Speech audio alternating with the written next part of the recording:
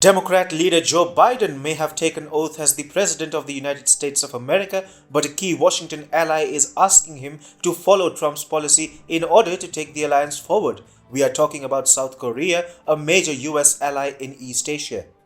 The South Korean president has nominated Chung Eui-yong as the foreign minister of South Korea. Chung is a former national security advisor who was involved in the failed 2019 summit between North Korea's supreme leader Kim Jong-un and former US President Donald Trump.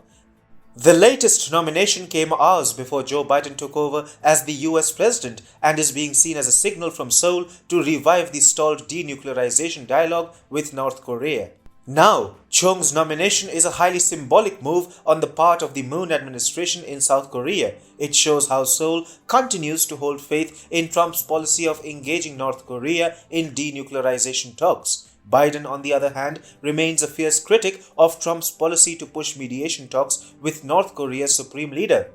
In fact, the pro-Biden and pro-Democrat propaganda in the US used to insinuate that Trump likes dictatorial leaders, which is why he engaged North Korea in denuclearization talks.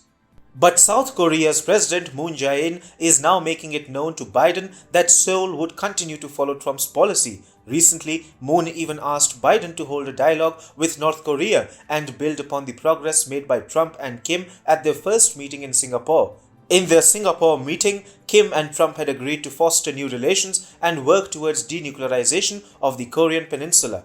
Earlier, Moon was only requesting Biden to follow Trump's strategy on denuclearization of North Korea.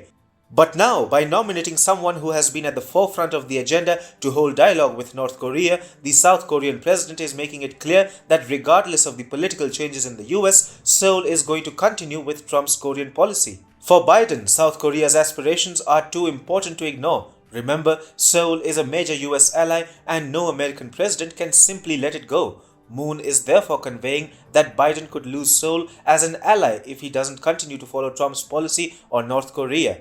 North Korea's denuclearization is a matter of national security for the South Korean president.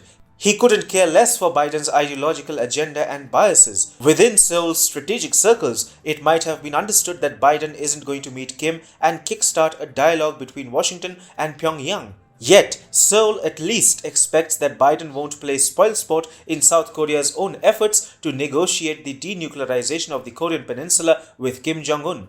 As such, South Korea has given a loud and clear message to the new US President Joe Biden. Follow Trump's policy on the two Koreas or we will do it ourselves.